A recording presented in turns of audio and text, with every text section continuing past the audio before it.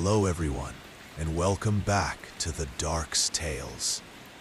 I know many of you use these videos to fall asleep, so before you drift off, I'd love it if you could leave a comment letting me know where you're listening from, around the world.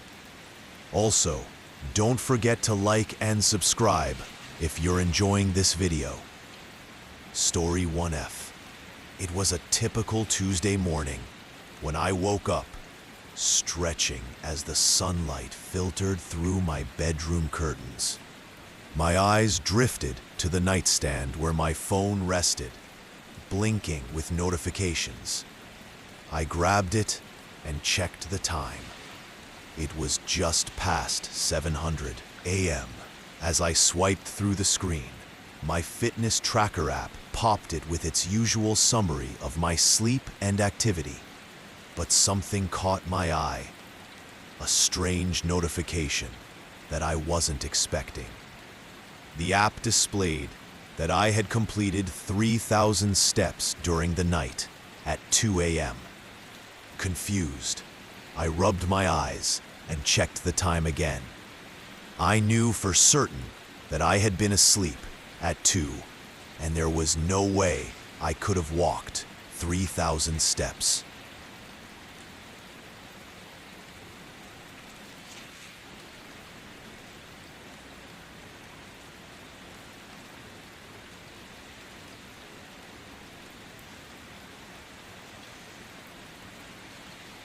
While I was unconscious in my bed, my mind raced, trying to think of any possible explanation.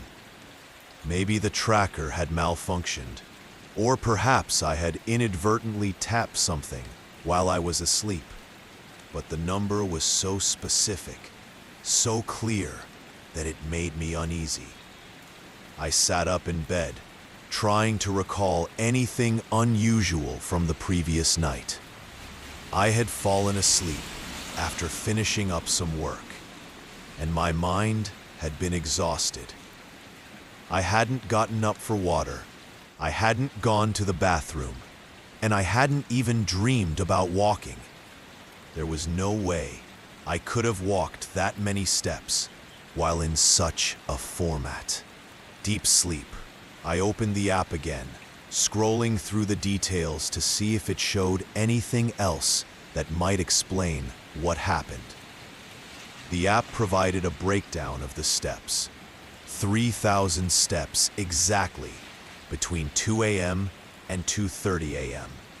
The rest of my night was uneventful, with a steady graph showing that I was asleep. But those 3,000 steps betrayed my anxiety.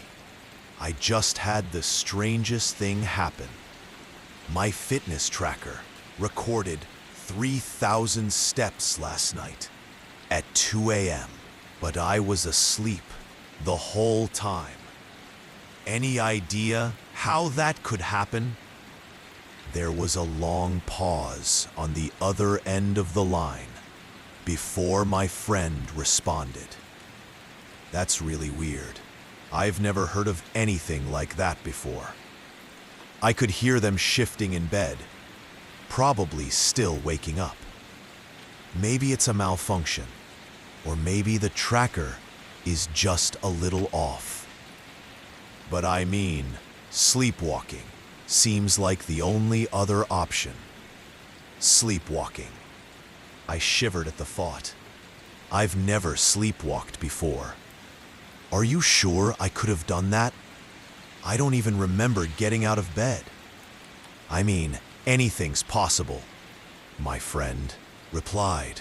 But maybe you should talk to someone who knows more about sleepwalking. They might have some answers. I thank them though. Their words didn't provide much comfort. Sleepwalking, was that really it? I didn't want to believe it, but I tried to push it out of my head, telling myself that it had to be some kind of glitch in the tracker. But every time I checked the app and saw those 3,000 steps listed, I felt that sense of unease creep back in. I decided to go about my day as usual, but the thought of sleepwalking stayed with me. I tried to keep busy, work on some tasks, and distract myself from the nagging feeling. But in the back of my mind, I couldn't shake the feeling that something wasn't right. When evening came, I found myself glancing nervously at my fitness tracker. Every time I moved, or would, it happen again tonight. What if it wasn't a mistake this time? What if the steps were real? That night, as I lay in bed, the thought of sleepwalking was almost overwhelming. I tried to convince myself that I would be fine, that it was just a one-off incident. But I couldn't help but feel a strange sense of dread. As I drifted off to sleep, I made a mental note to keep the tracker on my wrist and pay close attention to it. If anything happened the next morning, I woke up again, groggy from a restless sleep. I checked my phone, as I always did, and once again, I opened the Fit Tracker app. My heart sank. There once again were 3,000 steps recorded. But this time, they were at 3 a.m. How was this possible? I had been in bed all night, and there was no way I could have walked that many steps in my sleep. This time, there was no denying it. Something strange was happening. I had to get to the bottom of it. I began to wonder if I was being followed or watched somehow, or if someone had figured out a way to hack my tracker. I searched online for any possible explanations, but everything seemed to lead back to sleepwalking. It didn't make sense though. I wasn't a sleepwalker. At least I never had been before. It wasn't until a few weeks later that I finally got the answer I had been searching for. I had an appointment, things to do. The train car was packed, and I stood near the door, holding on to the pole to keep my balance.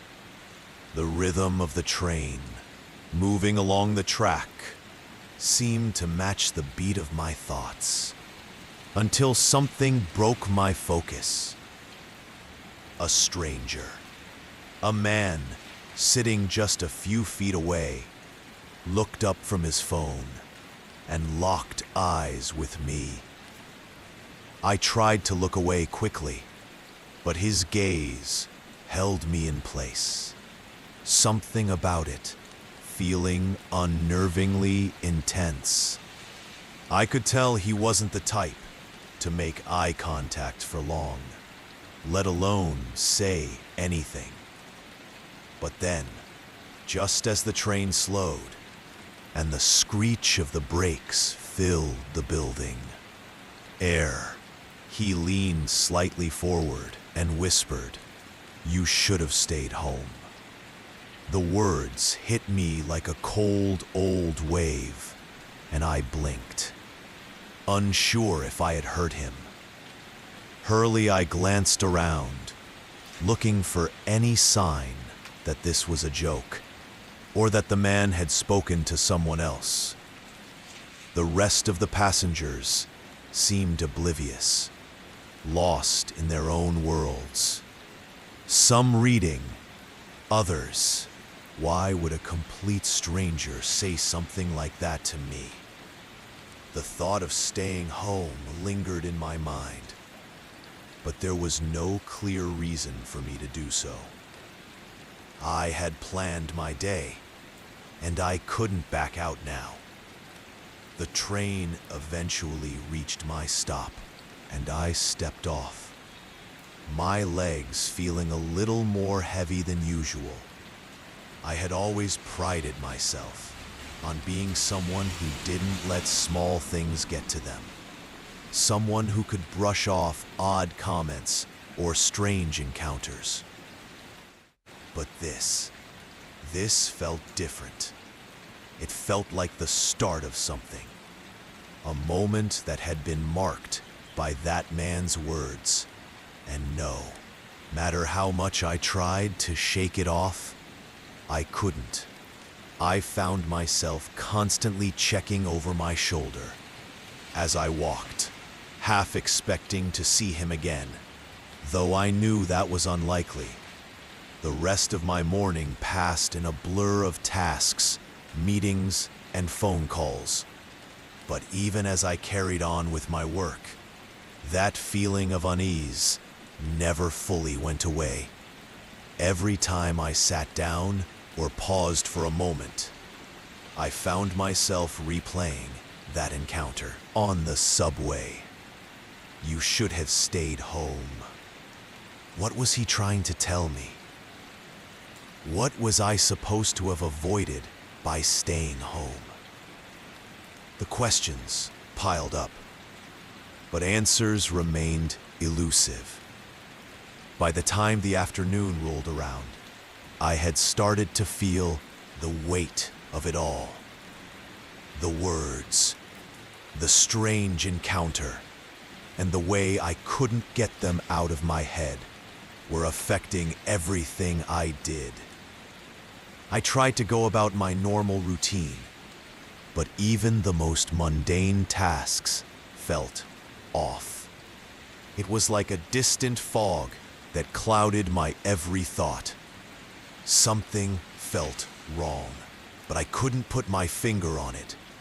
As the day wore on, the world around me seemed to warp and twist, with every person and every situation becoming increasingly more alien. I went through the motions, but it felt like I was moving through someone else's life, not my own. The hours seemed to stretch, and with each passing minute, I became more and more convinced that the stranger's warning had meaning. I wasn't sure what that meaning was, but I couldn't dismiss it. That evening, I went home and did what I normally do. I cooked, I ate, I watched the show, and tried to wind down from the chaotic day. But as I sat there, the silence of my apartment felt heavy. There was no distraction this time. No background noise to ease my mind.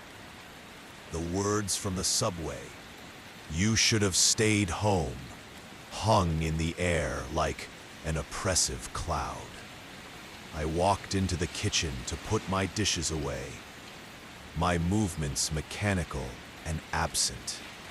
Then suddenly the feeling hit me, like a ton of bricks. I wasn't alone. It wasn't just the silence that was making me uneasy. There was something, or someone else, in my apartment. I froze, my body rigid with fear. The hairs on the back of my neck stood on end as I slowly turned around, half expecting to see a figure standing behind me. But there was nothing. Just the same empty kitchen I had always known. Still, the feeling lingered, and I couldn't shake the sense of being watched. My phone buzzed on the counter, and I picked it up to find a text from an unknown number. My hands trembled as I unlocked it. The message read, "It's not too late. Go back. You shouldn't have left." I stared at the screen, my heart pounding in my chest. The voice in the back of my mind screamed in recognition. This couldn't be happening. Not again. The words were eerily similar to the stranger's warning, but now they felt even more direct.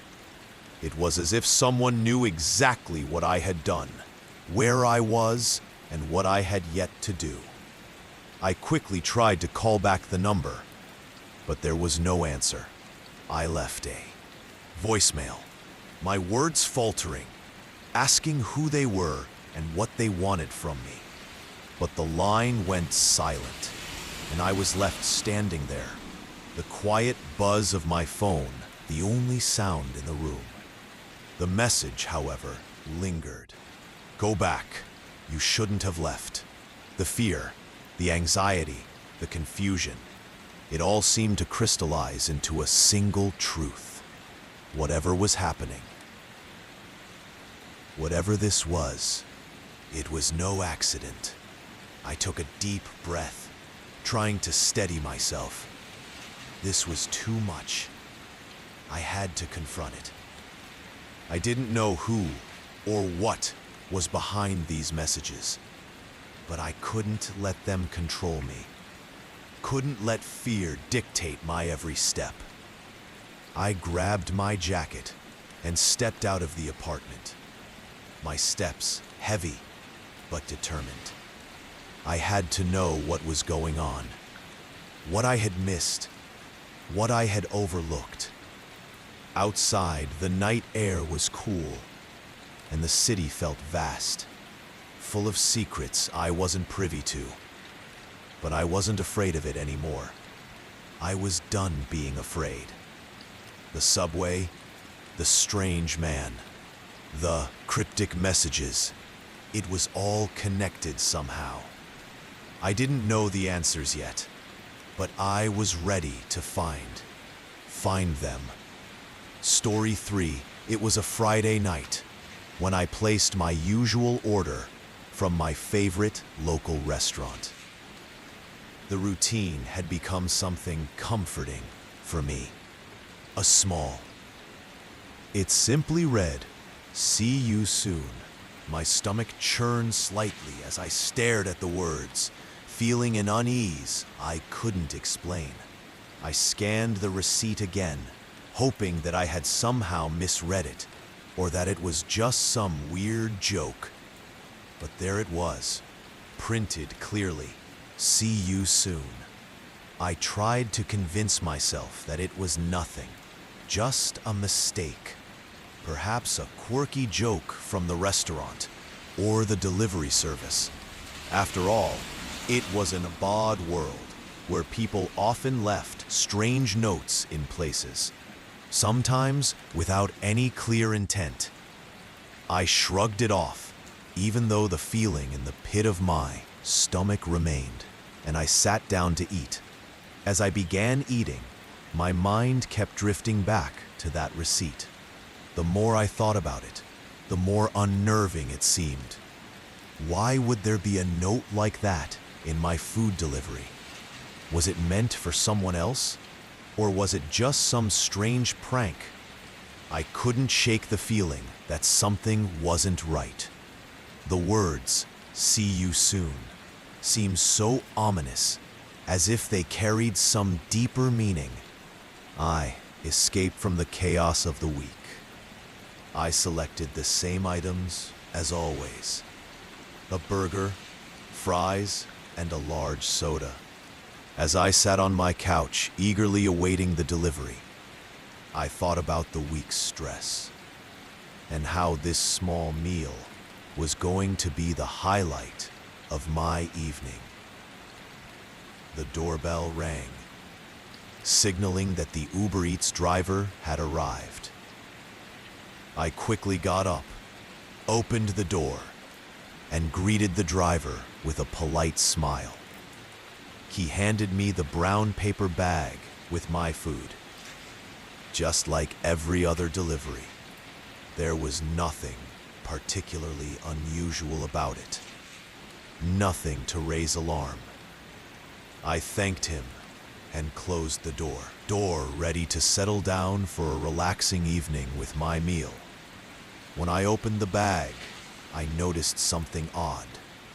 Aside from my usual food items, there was an extra receipt tucked into the corner. At first, I thought it was just a mistake, maybe a receipt from another order that had been mixed up with mine. But when I picked it up and glanced at the paper, I immediately froze. The receipt didn't list any food items or prices. Couldn't grasp it. Wasn't like I had any enemies, or at least none that I knew of. I didn't live a life that would attract attention in that way.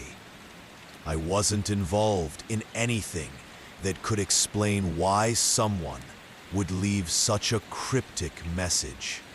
But even so, the thought lingered. I began to wonder if someone had somehow been watching me, if they knew my habits and routines. The paranoia set in, slowly creeping through my thoughts like a shadow. I kept glancing at the door, half expecting someone to knock again. As the evening went on, I tried to push the feeling out of my mind and enjoy my food. But no matter how hard I tried to focus on the TV show I had started, my thoughts kept circling back to the receipt. Was I just overreacting? Was I being paranoid? I looked around my apartment, checking that all the doors and windows were locked. Everything seemed fine, but the unease in my gut only seemed to grow. Stronger later that night, after I had finished eating, I decided to take a walk to clear my mind. It was a warm evening, the kind of night where the air felt heavy and still. I thought the walk would help calm my nerves and distract me from the odd delivery.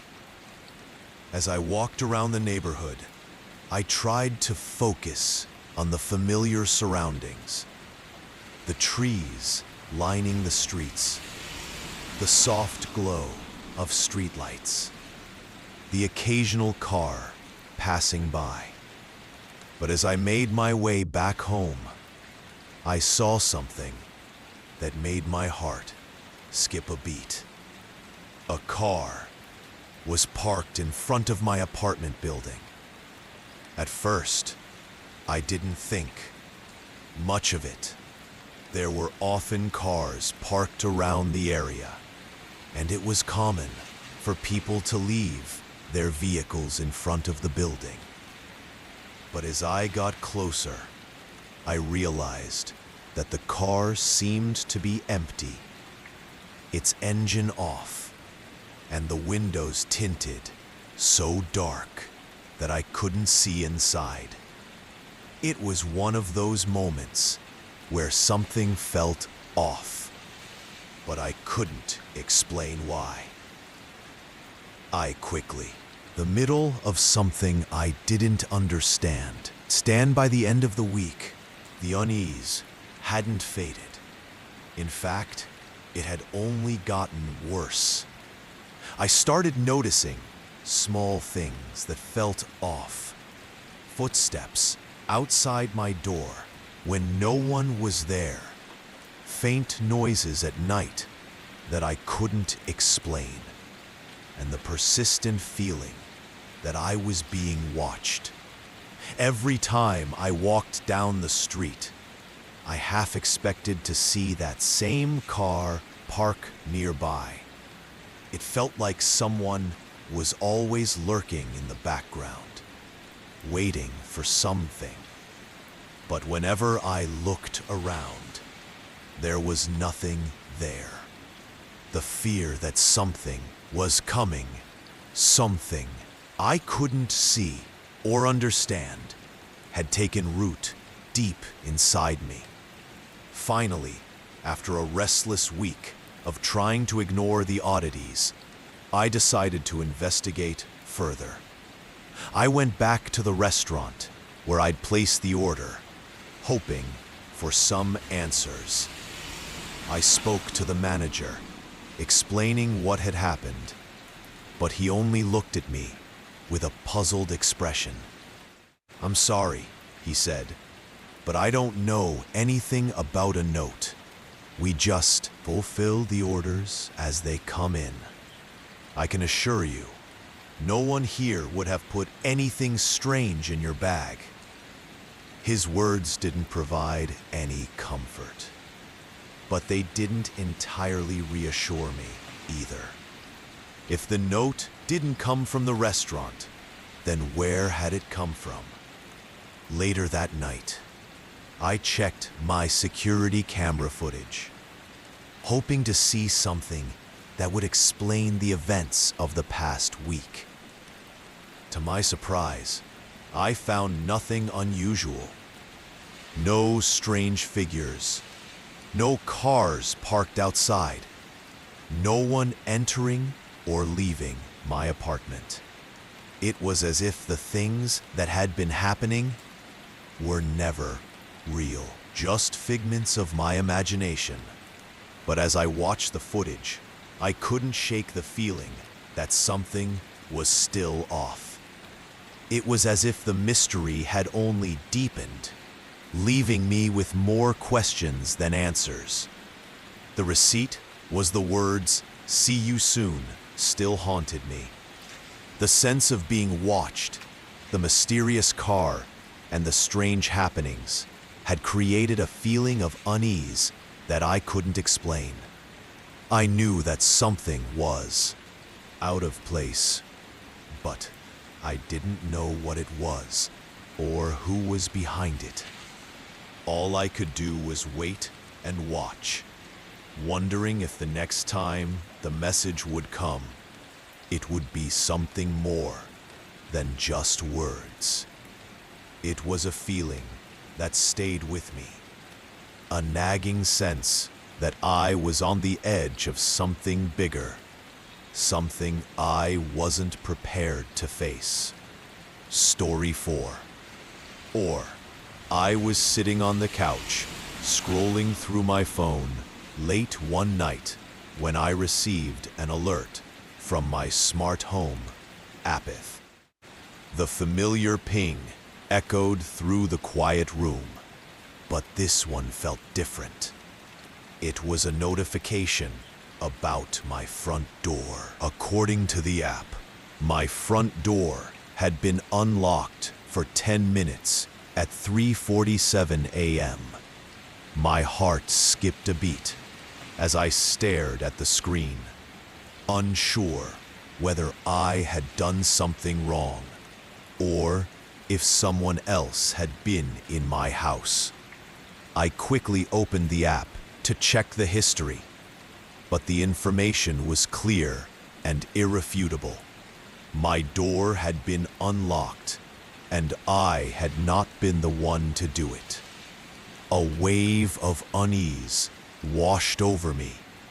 I lived alone, so the idea of someone entering my home without my knowledge was terrifying. My eyes scanned the room, trying to make sense of the situation. I couldn't remember unlocking the door myself. In fact, I knew I hadn't. The night had been uneventful.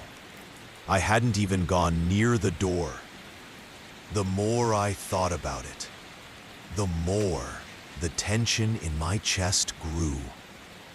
I was becoming paranoid, but I had every reason to be.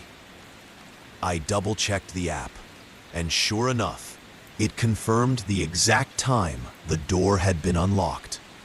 3:47 a.m. I walked cautiously toward the door, my footsteps slow and deliberate. I could feel my pulse in my throat as I reached for the handle. The door was still locked now, but it didn't matter. The thought of it being unlocked for 10 minutes without any explanation gnawed at me. My mind raced through the possibilities. Maybe I had just forgotten to lock it after I returned from the store. But that didn't make sense. I was meticulous about locking the door, always checking it twice before I went to bed. And yet, here I was. Idea of someone entering my home without my knowledge was terrifying. My eyes scanned the room, trying to make sense of the situation. I couldn't remember unlocking the door myself. In fact, I knew I hadn't. The night had been uneventful. I hadn't even gone near the door. The more I thought about it, the more the tension in my chest grew. I was becoming paranoid, but I had every reason to be. I double-checked the app, and sure enough, it confirmed the exact time the door had been unlocked. 3:47 a.m. I walked cautiously toward the door, my footsteps slow and deliberate. I could feel my pulse in my throat as I reached for the handle. The door was still locked now, but it didn't matter. The thought of it being unlocked for 10 minutes without any explanation gnawed at me. My mind raced through the possibilities. Maybe I had just forgotten to lock it after I returned from the store. But that didn't make sense. I was meticulous about locking the door, always checking it twice before I went to bed. And yet, here I was, facing this unsettling notification. I pulled up the live feed from the security camera at my front door. The small camera was connected to the same smart home system, and I hoped it would provide some answers. The feed was grainy, as it often was at night, but I could see the shadow shifting slightly. Nothing seemed out of place. No signs of movement. Still, I couldn't shake the feeling that something wasn't right. The app had told me that the door had been unlocked for 10 minutes, but it didn't tell me who had unlocked it or how. I had no choice but to take it seriously. I went into full-on investigative mode. I checked the door handle and the locks, hoping to find any signs of tampering. There was nothing obvious, no sign that someone had forced the door open. But I wasn't ready to rule it out just yet. The thought of someone entering my home without me knowing made me shiver. I checked the app again to see if there was any other information about the door unlocking, but the notification was the same. No other alerts had come through. It was just that one unsettling moment. At 3:47 a.m., I decided to call the security company that provided my smart home system. I needed answers, even if it meant I was overreacting. The phone rang several times before someone finally picked up. I explained the situation quickly, my voice tinged with anxiety. The customer service representative was polite, but offered no real answers. "It's possible the system malfunctioned," she suggested. "You might want to check the door manually to be sure there's no issue with the lock itself." I could tell she was just trying to ease my worries, but the suggestion felt hollow. I had already checked the door, and the system was telling me the truth. It had been unlocked. After hanging up, I stood in the hallway, staring at the door. My mind was racing again. What if someone had been in my house? I kept thinking back to the moment when I'd gotten the notification. Could someone have been watching me through the C camera, waiting for me to be distracted so they could make their move? The idea seemed paranoid, but the nagging feeling that something was off wouldn't go away. My home was supposed to be a sanctuary, a place where I felt safe, and now it felt anything but safe. I decided to take another look at the security footage, this time focusing on any subtle movements. As I replayed the footage, I noticed something strange. At exactly through 3:47 a.m., there was a brief flicker in the video feed. It was barely noticeable, but it was there for a split second. The image on the screen seemed to glitch, as though something had passed in front of the camera. I froze the frame and leaned closer, my heart racing. It was hard to tell, but there was a shape, maybe a figure, just barely visible in the darkness. My breath caught in my throat. Could it be? Could someone have been standing right outside my door, close enough to trigger the glitch? It was almost as if the figure had deliberately positioned themselves in such a way that the camera couldn't capture them clearly. I felt a chill run down my spine. I had to act fast. I grabbed my phone and opened the app again, checking to see if there had been any other alerts. To my relief, there were none. I took a deep breath and considered my options. I could call the police, but what would I say? That someone had potentially unlocked my door in the middle of the night. But there was no proof, no sign of forced entry. The thought seemed ridiculous, but my instincts told me I couldn't ignore it. I called a few friends, trying to calm my nerves. I couldn't shake the feeling that something was wrong in their voices. Though comforting, couldn't quiet the sense of unease that had settled deep in my stomach. After a while, feeling in my chest. The night dragged on, and I sat by the door, listening for any sounds that might suggest someone was nearby.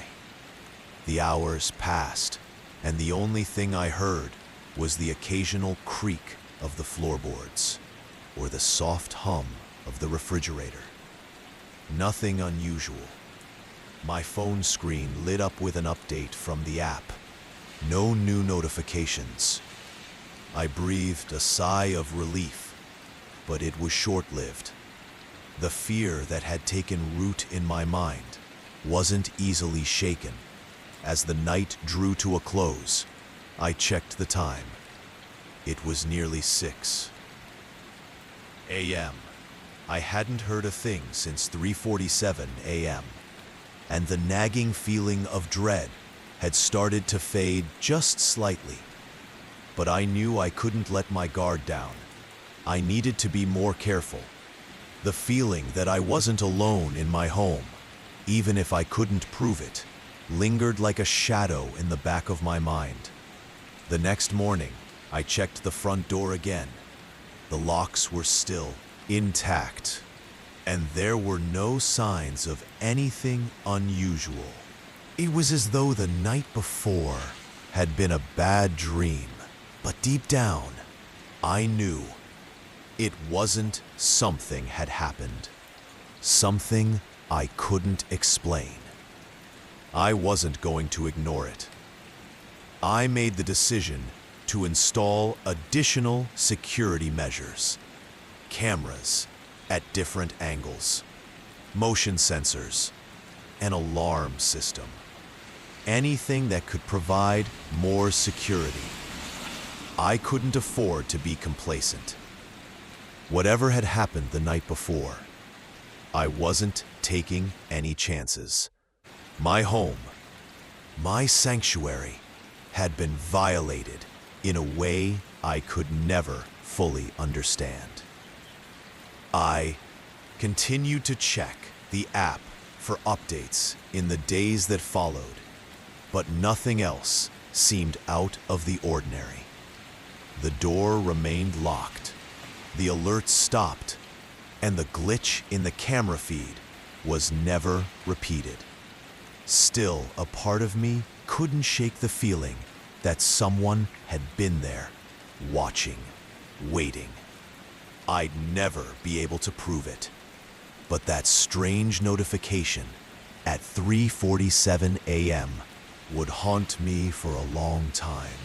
And even though everything seemed fine on the surface, I knew one thing for certain. The peace I once had in my home was gone. Thanks for watching.